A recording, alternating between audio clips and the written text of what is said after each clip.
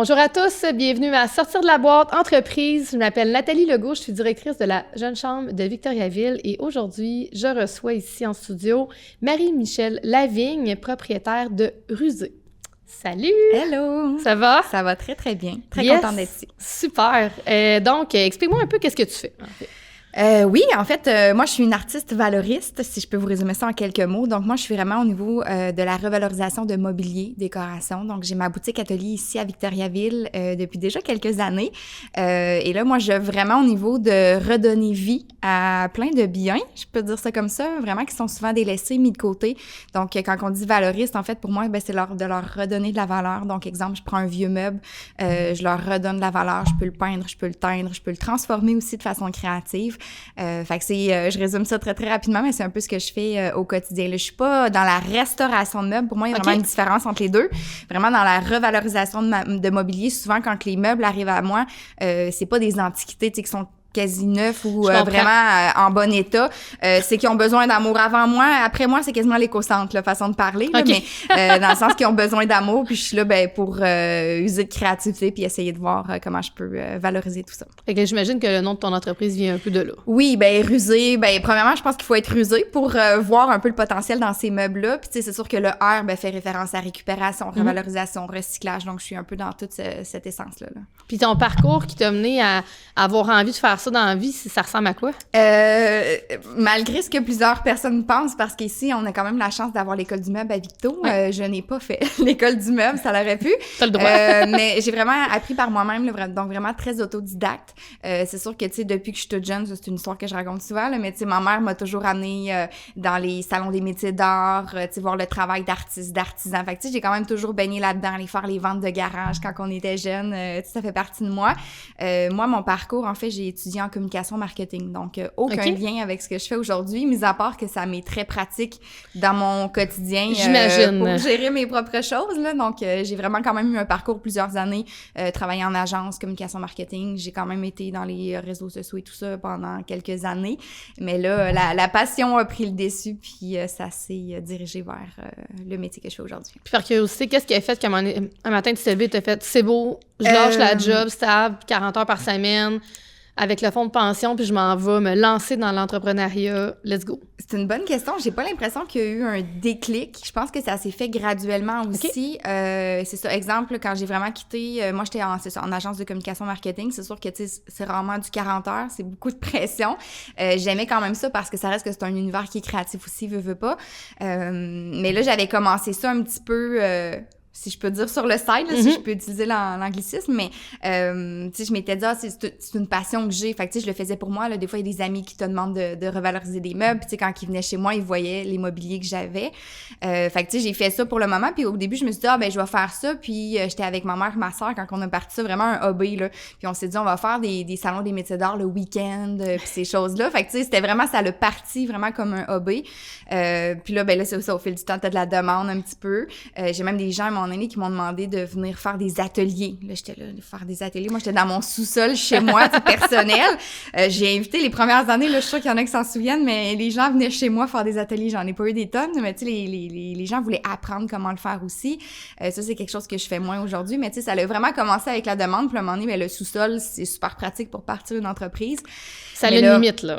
C'est ça, là. Je veux dire, à un moment donné, faut du sable, faut du coupe. Là, je faisais un petit peu plus de manutention, manipulation, tout ça. Fait que là, je me suis installée. C'est pour ça que je dis boutique atelier parce que oui, j'ai une section avec des meubles qui sont revalorisés, mais j'ai aussi toute une section atelier, tu sais, pour peinturer, pour travailler, pour sabler. Donc, c'est ça. Fait que ça s'est vraiment fait tu sais, j'ai pas dit je pars du jour au lendemain, je quitte tout. Ça s'est fait graduellement. C'est sûr que oui, j'ai quitté mon emploi, mais tu sais, même je suis allée, j'étais longtemps, là, ce qu'on appelle flexipreneur. Je savais pas que ça s'appelait comme ça à l'époque. Oui, il y a un terme pour ça. Tu sais, j'ai lâché, je suis allée me trouver un travail à temps partiel. Après ça, je suis allée travailler dans un café. Fait que tu sais, je suis vraiment allée très, très graduellement, là, dans mon parcours.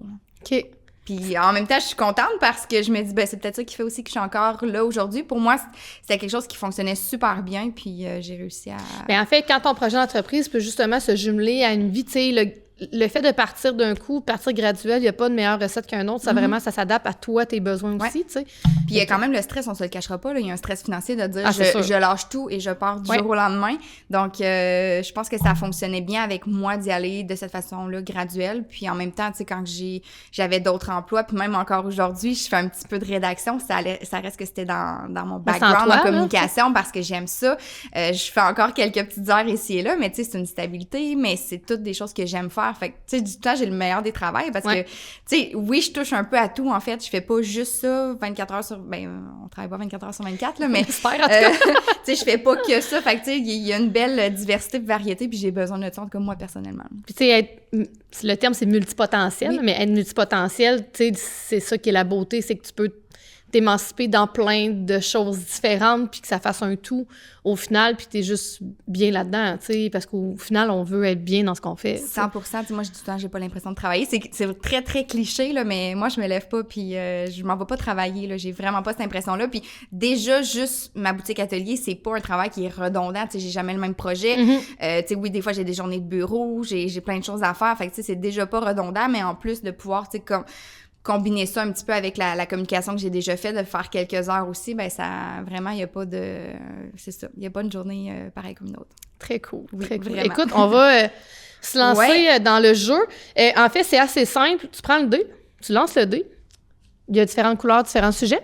Si tu tombes sur le blanc, tu choisis toi-même la catégorie. Okay. Fait que tu lances le dé, puis après ça, on ouvre la boîte. Parfait. Et tu choisis la couleur, puis moi, je te lis la question. Excellent. Je commence ça? Vas-y. Rose. La couleur préférée. L'impact. Ah, ça, c'est mort. Ils sont en avant, ouais. En avant. Tiens, je vais y aller avec celle-là. Okidou. Quelle fierté entrepreneuriale vous touche le plus? Ça peut être autant comme quelque chose qui t'a vraiment touché par rapport à ton entreprise, mais peut-être aussi quelque chose que tu as vu chez d'autres, que tu t'es inspiré d'eux ou qui est venu te chercher dans une action qui a été posée. Attends un petit peu. Peux-tu juste me la répéter? Quelle fierté? Quelle fierté entrepreneuriale vous touche le plus?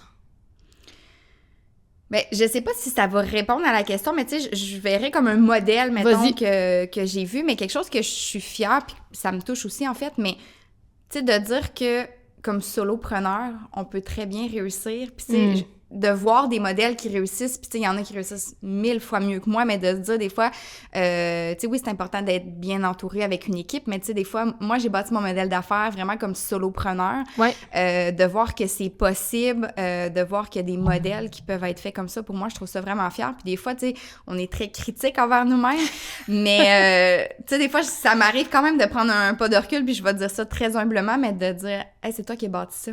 Tu sais, c'est moi, c'est mes petites mains, c'est mes idées. Pas parce que je veux prendre tout le crédit, parce que oui, il y a des gens qui m'entourent, puis tout ça quand j'ai besoin de collaborer. Mais ça, pour moi, puis c'est des modèles que je vois aussi, autant pour moi qu'ailleurs. Puis je trouve que c'est une très belle fierté de pouvoir dire quand on est solopreneur. Parce que je trouve qu'il y a 1000 et une types d'entreprises, les très grandes entreprises, mais les petites entreprises, faut pas les oublier. Puis je pense qu'on peut en être fiers. Ils ont tous une valeur, puis cette valeur-là se compare pas. Puis c'est pas parce que t'as parti, tu sais, t'as tes propres enjeux en tant qu'entreprise, tout ça, mais t'as tes propres enjeux quand t'es 8 actionnaires. Tu sais, c'est vraiment propre à chacune des entreprises. Puis souvent, on a beaucoup de difficultés. On est vraiment bon pour donner de la gratitude aux autres, mais quand vient le temps de se donner de la gratitude à nous, c'est vraiment dur. Puis encore plus quand on travaille seul, parce qu'il n'y a pas personne pour nous dire « Hey, fille, t'as vraiment bien fait ça. » À part toi-même, tout seul dans ton sous-sol en train de faire ta comptabilité, tu sais, c'est un peu ça, là. Ouais, tout à fait. Tu dis, c'est pas le fun, mais crime, je suis capable. Mais c'est pour ça que je le soulignerais, c'est ça, avec la question comme une fierté, pour moi, ça l'est, puis comme tu dis, je le fais des fois de prendre ce pas de recul-là, on le fait pas assez souvent. Non, on le fait pas assez souvent. Puis tu sais, pas que j'ai besoin, je vais dire, de me faire valoriser pour pas faire un jeu de mots avec ce que je fais, mais tu sais, je reçois beaucoup de commentaires des gens qui me disent, c'est inspirant ce que tu fais, fait que tu sais, veux pas, c'est des petites tapes dans le dos, mais on dirait qu'au début, tu sais, tu les prends pas nécessairement, tu fais comme, je fais ce que je fais, tu sais. Je fais ce que j'ai à faire, c'est ça. Mais là, on dirait que des fois, le commentaire aussi simple qui peut être que je reçois de mes clients, de ma communauté, je suis comme, mais oui, tu sais, on dirait qu'ils me font réaliser des choses, puis je trouve ça beau, en fait. C'est très cool. Écoute, lance à nouveau. Une autre question. Orange. Allô, milieu. Oh, je veux toutes les sortes. Il veut toutes. Si vous deviez décrire votre entreprise avec un mot inattendu, lequel serait-ce? Inattendu. Je vais dire créativité, puis là, tu vas peut-être dire c'est pas inattendu, mais tu sais, pour les gens qui nous écoutent, ils se disent peut-être, ben, tu sais, la peinture du mobilier, puis c'est tout, là. Je veux dire, vous n'avez pas le visuel nécessairement, mais je vais dire créativité parce que c'est vraiment de la façon que je me positionne, que je me distingue aussi par rapport à s'il y a d'autres gens qui font ça, puis c'est beaucoup aussi de la créativité, ce qui, moi, comme entrepreneur, me distingue, dans le sens où tantôt, je parlais aussi que je peux transformer des meubles. Donc, tu sais, j'aime beaucoup ça aussi, pas nécessairement les dénaturer, mais de vraiment me dire comment je peux... Puis là, le terme « wow », là, j'aime beaucoup ça, dire que je crée du « wow », mais de créer cet effet-là, puis même le mot, ça pourrait aussi... un mot inattendu, ça pourrait être « wow », là, je viens d'y penser. Mais c'est ce que j'aime faire parce que autant que quand le meuble va être chez quelqu'un, que la personne peut se faire « wow », tu sais, où t'as pris ça, ou « wow », tu sais, c'est tellement toi, ce meuble-là. Fait que, tu sais, j'aime beaucoup ça, mettre de la créativité et non pas juste, je vais le faire à l'occasion, mais, tu sais, juste peindre un meuble blanc, uni, simple, c'est correct. Mais j'aime beaucoup ça, sortir du cadre aussi. Puis, tu sais, je vais donner un exemple. Des fois, je prends des vieilles caisses de bois, je vais les transformer en pouf. Fait que, tu sais, je rehausse un peu tout ça. Fait que, d'où le côté créatif où, tu sais, j'ai pris une vieille bicyclette, là, puis vraiment, là, elle était très, très vieille, très rouillée. Je l'ai toute retapée. Puis, on a fait une table console avec ça. Fait que, tu sais, il y a vraiment une planche de bois dessus. Fait que, ce côté créatif-là, fait que c'est peut-être des choses, des fois, je dis surprenant parce que les gens peuvent peut-être pas s'attendre à ce que je vais jusque-là, mais c'est ce qui décrirait, je pense. Puis, dans le même sens, est-ce que, exemple, moi, j'ai un meuble, je te dis, j'aimerais que tu refasses quelque chose avec, mais qui va me représenter. Oui, ben là, on va travailler ensemble. Tu sais, je vais essayer justement de voir qu'est-ce que t'aimes, Puis tu sais, je fais aussi un peu, j'en ai pas parlé, mais je fais aussi un petit peu d'art mural, tu sais, justement avec des vieux cadres et tout ça. J'ai parlé beaucoup de mobilier, mais j'ai aussi tout le côté décoration. Fait que, tu sais, des fois, d'aller chercher soit une émotion ou quelque chose qui représente la personne. Tu sais, je pense entre autres, ma soeur, justement, vu que je lui fasse, tu sais, un cadre, vraiment une œuvre, là, pour elle, mais tu sais, avec ses couleurs, puis tout ça. Fait que, tu sais, c'est vraiment des choses que je peux faire aussi. Avec plaisir. En fait, même là, plus c'est créatif, plus que je vais triper, là. Vraiment très cool. Oui, fait que ça serait ça, OK, cool. Hey, écoute, let's go! On va peut-être faire les couleurs. Ben ouais, attends, c'est pas peur. Avez-vous un souvenir marquant lié à une collaboration ou un partenariat? J'essaie quand même d'en faire le plus possible parce que je trouve ça tellement important de s'entraider en tant qu'entrepreneur. Il y a une collaboration que j'ai faite qui n'est pas nécessairement marquante, mais pour moi, elle était vraiment significative. Tu sais, tantôt, je parlais de la fierté d'être seule dans mon entreprise, mais des fois, il faut aller chercher les bras, d'où les collaborateurs. J'avais eu une idée, c'est quelque chose, par contre, que je fais plus aujourd'hui, mais c'était comme toutes des kits DIY en bois que les gens pouvaient faire à la maison. Puis, je suis bien bonne pour avoir de la créativité, mais tu sais, quand on tombe vraiment plus dans l'ébénisterie, tu sais, je suis capable de couper, de faire des choses, mais j'avais besoin de bras pour m'aider, tu sais, à faire des pièces de bois. Fait que je suis allée collaborer avec une entreprise de la région qui est Prise. Je sais pas si vous avez déjà eu affaire avec eux. En tout cas, si vous les connaissez pas, allez voir. Les autres, leur mission sociale est hallucinante. Mais tu sais, pour moi, oui, j'aurais pu, exemple, contacter un ébéniste, contacter un homme à tout faire, peu importe. Mais premièrement, ils sont pratiquement sur la même rue que moi. Fait que c'était logique aussi. Mais c'est tellement une belle entreprise avec des belles valeurs. En fait, Prise sont là pour s'occuper, là, je veux pas tout enlever leurs mots, là, mais de la réinsertion sociale. Puis ils font vraiment de la sous-traitance au niveau du bois. Fait que je suis vraiment allée faire une collaboration avec eux pour qu'ils puissent vraiment tout concevoir mes petites pièces de bois. Puis tu sais, moi, c'était comme des mains de plus que je pouvais avoir dans mon entreprise en sous-traitance. Fait que ça, pour moi, c'est une belle fierté parce que on partage les valeurs environnementales. Tu sais, toutes mes kits, mes pièces étaient faites avec leur restant de bois. Fait que tu sais, moi, j'ai vraiment des valeurs environnementales très, très fortes. Eux aussi. Fait que tu sais, pour moi, ça, c'est des collaborations qui sont gagnantes-gagnantes puis vraiment positives. Là. Wow! Fait que très fière. On dirait que, tu sais, quand tu fais une collaboration, pour moi, c'est hyper important que les valeurs fit. Là, ça prend de la cohérence. Oui. Ça prend de la cohérence dans tes actes parce qu'à un moment donné, si tu fais juste quelque chose pour le faire, ça peut pas être périn. Ça peut pas. Ben, puis tu sais, je veux dire, je valorise des meubles, je donne une deuxième vie, je suis dans l'écologie au niveau de mes produits, tout ça. Faut que je sois cohérent puis que ça se suive, tout ça. Fait que c'est des belles collaborations qui peuvent être faites. Puis il y en a plein des belles entreprises avec des belles valeurs. En tout cas, des valeurs similaires aux nôtres. Oui, absolument. Ça vaut la peine. Super. Allez-y. Un rêve. Oh, rêve. Ils sont collés ensemble un petit peu. Merci. Comment aimeriez-vous que l'on parle de votre entreprise dans 20 ou 30 ans? C'est C'est une grande question. Mais je pense que j'oserais dire que j'aimerais ça qu'on parle de moi quand même comme une pionnière au niveau de la valorisation parce que oui, il y en a quand même quelques-unes qui le font, mais je pense que je me fais quand même un certain travail de sensibiliser les gens à changer un peu leur consommation par rapport à ça, puis à opter pour le seconde main. Fait que moi, j'essaie vraiment un petit peu de sensibiliser les gens, puis on m'a quand même déjà dit que j'étais avant-gardiste un peu dans...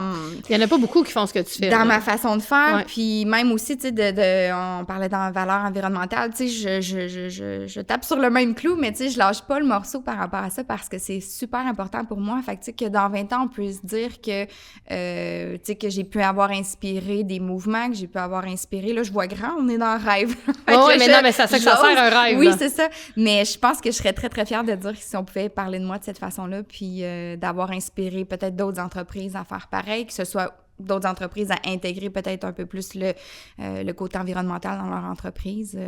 Ça, je pense que je serais Puis très, quand tu as très démarré, tu t'es mis plus à temps plein dans cette entreprise-là parce que ça s'est passé de passion à vraiment objectif réel.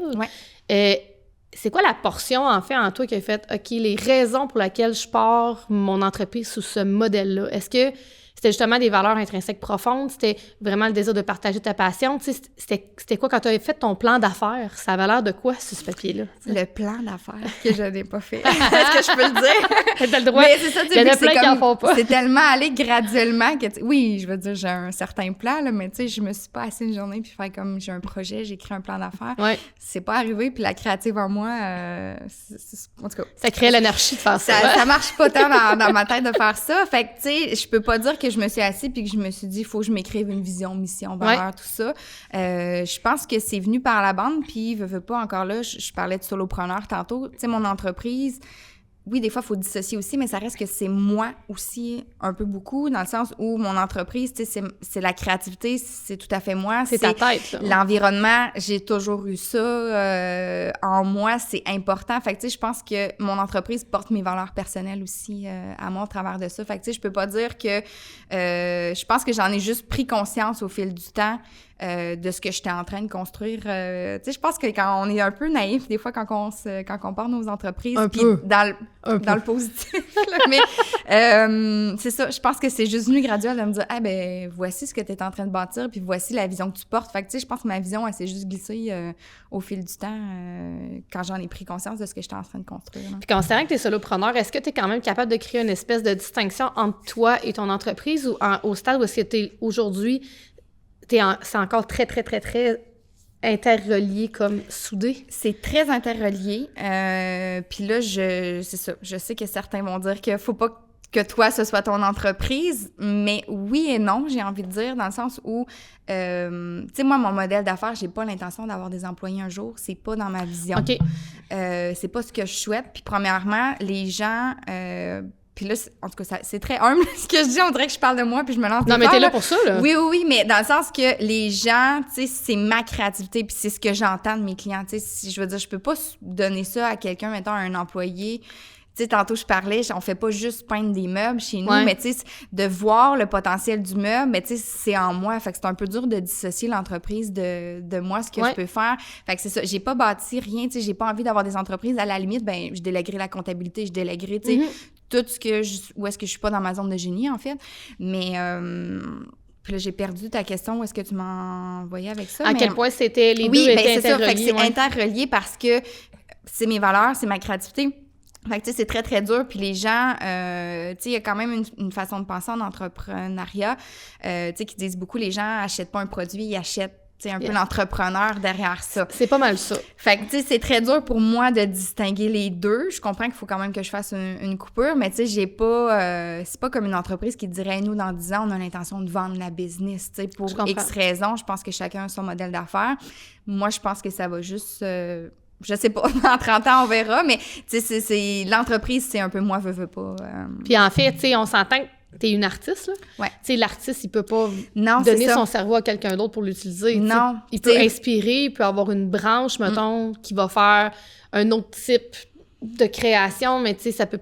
sais, toi, tu ne peux pas te décupler et te donner à quelqu'un d'autre. Ben, même chose comme une artiste peintre. L'artiste peintre, c'est elle. C'est elle, ouais, son entreprise. Fait que c'est un peu exactement la même chose. Fait que ce serait très dur de dissocier les deux. Puis considérant que c'est toute ta créativité, puis c'est un peu de toi que tu mets dans chacune de tes œuvres, c'est des œuvres. Ouais. Est-ce que tu réussis à dormir la nuit des fois? Ou... Ben, tous ceux qui ont un cerveau créatif, je sais pas si c'est ton cas, là, mais ça spin. Mettons un peu, là. Ouais, ça spin à temps plein. Là, puis c'est pas rare que je m'envoie à moi-même des messages vocaux pour être sûre de pas oublier l'idée que je viens d'avoir. Moi, c'est des mails que je m'envoie. Ben, c'est ça. Fait que, on doit tout être un peu, tu sais, même si t'es entrepreneur en, je dis n'importe quoi, là, en administration, comptabilité, c'est sûr que t'as un petit côté créatif à quelque part, les petites enfouis, là, mais je pense que notre cerveau va vite tout court. Fait que je dors bien, par exemple. OK. Je dors très bien.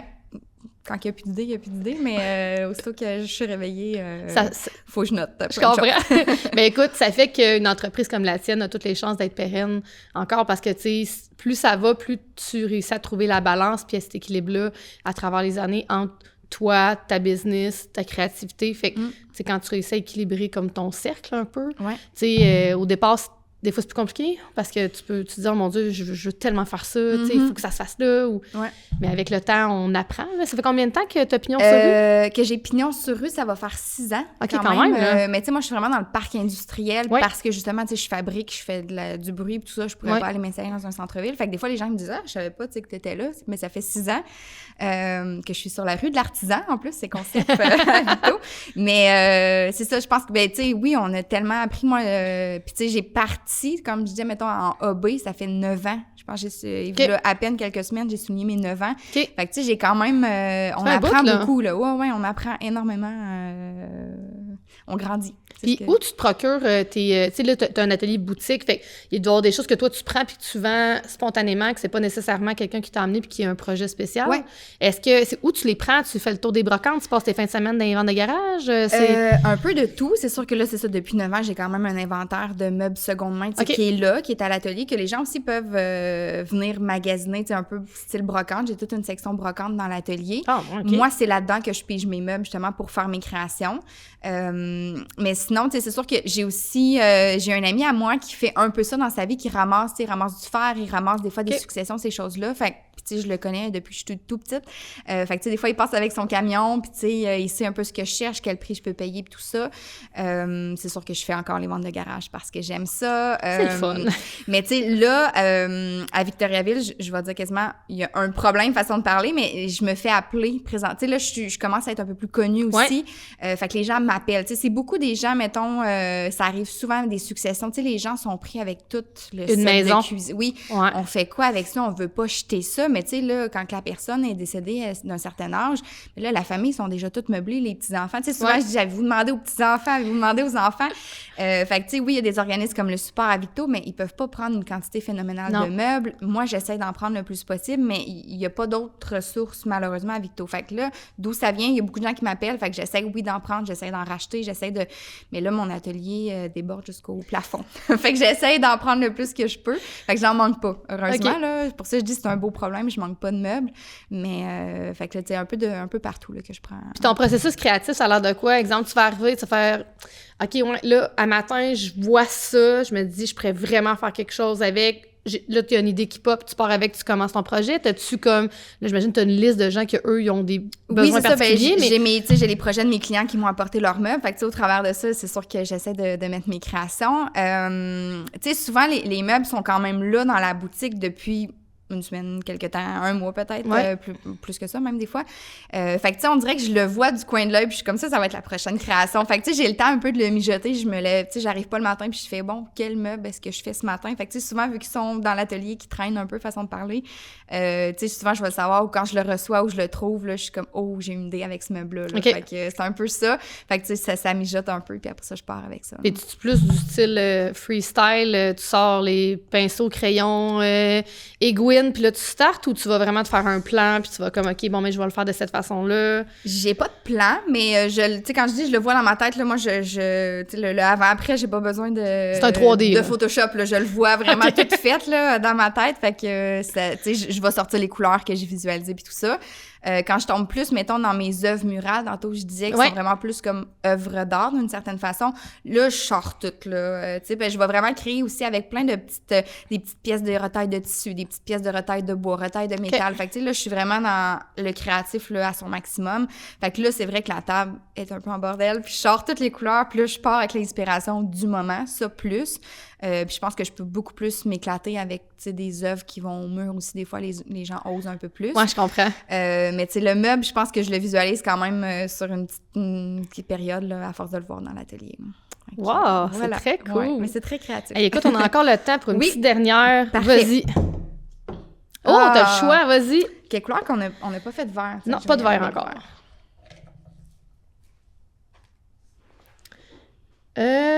OK. Quel défi vivez-vous dans la gestion d'équipe? Ouais. Là, t'es J'ai solo. pas d'équipe. Ouais, OK. Mettons, on verra ça de même. C'est quoi ton plus grand défi en tant que solopreneur considérant que toutes les tâches reviennent sur toi et t'es la seule responsable de la pérennité de ton entreprise? On dirait qu'il y en a plusieurs qui me viennent en tête quand même. Un que tu dis, ouais. OK, ça, clairement, ça pourrait être un enjeu, mais autant positif que... Des fois, c'est positif, Ouais. tu sais. La première chose qui me vient en tête, c'est sûr que, comme tu dis, je porte un peu tous les chapeaux. Fait que la gestion du temps, je pense que c'est... pas juste solopreneur, là, pour tout le monde, mais dans le sens que assure-toi, tu sais, de bien répartir ton temps, de focusser aussi. Quand t'as un cerveau un peu créatif, c'est dur de perdre de... Ça part dans tous les sens! Exactement. Fait que, tu sais, de rester focus, tu sais, même si j'ai un atelier d'artiste, rester focus sur mes objectifs, rester focus... là, tu sais, je me suis mis une plage de temps pour faire ma comptabilité parce qu'il faut que je fasse ça. Fait que, tu sais, ça, je pense que ça reste quand même un enjeu parce que je peux pas juste déléguer à mon équipe et faire comme « Hey, ça, tu sais, il faut que ce soit fait pour lundi prochain. » C'est à moi-même qu'il faut que je délègue. Fait que, tu sais, il faut quand même que je respecte mes délais, que je respecte mes objectifs. Fait que je pense que c'est la première chose qui me viendra en tête, là. Mais il y en a plein de petits défis. Mais c'est vrai que la gestion du temps, c'est souvent... Des fois, on va passer beaucoup trop de temps sur un petit truc qui aurait pas dû prendre autant de temps, puis c'est comme le souci du détail, puis des fois, tu fais « OK, ouais, ça, j'aurais vraiment dû passer plus de temps. » Mais je comprends. Tu sais, on a plein de projets en tête. Fait que là, des fois, tu veux aller avec la nouvelle idée qui vient de popper, si je peux dire. Mais non, tu sais, t'avais prévu des choses aujourd'hui. Fait que l'idée, note-la quelque part, puis tu y reviendras plus tard. C'est ça, prends-toi un petit calepin. C'est ça. Fait que, mais tu sais, probablement, quand t'as une équipe de 100 personnes, tu peux peut-être dire « Hey, on va travailler un peu sur cette idée-là. » Je sais pas, j'en ai jamais eu d'équipe aussi grosse. Aussi grande, c'est ça, je pense, gestion du temps et des priorités, bien ensemble, je comprends. pour moi. Là. OK. Hey, écoute, t'as-tu des annonces, là, on s'attire à sa fin, est-ce que t'as-tu des choses qui s'en viennent, t'as-tu des projets, comment on te rejoint, comment je fais, moi, pour aller dropper un meuble chez vous, puis je te dis, hey, fais-moi quoi de malade avec ça? Oui, c'est sûr que vous pouvez me suivre sur les réseaux sociaux, tantôt je parlais, ça reste quand même un peu mon domaine d'études aussi, fait que je suis très active sur les réseaux sociaux, Facebook, Instagram, vous pouvez suivre Rusé, vous pouvez aussi aller voir mon site web, rusé.art, donc .art, fait que vous allez voir un petit peu mon univers créatif, des fois ça peut peut-être vous inspirer aussi. Sinon, venez faire un tour directement à la boutique Atelier. Moi, je suis ouverte vraiment au public toujours le jeudi et vendredi. Fait que vous pouvez passer, venir faire votre tour. C'est quoi l'adresse? 30 rue de l'Artisan. Okay. C'est vraiment au coin du boulevard Labbé, rue de l'Artisan. Venez faire un tour. Sinon, écrivez-moi. Je suis super accessible puis ça va me faire plaisir de jaser de vos projets. Super! Eh bien, merci. Merci d'avoir été là. Très, très cool. Et merci à vous d'avoir été témoin de toute cette belle créativité avec moi. Donc, c'était Sortir de la boîte entreprise. Je vous souhaite une belle journée.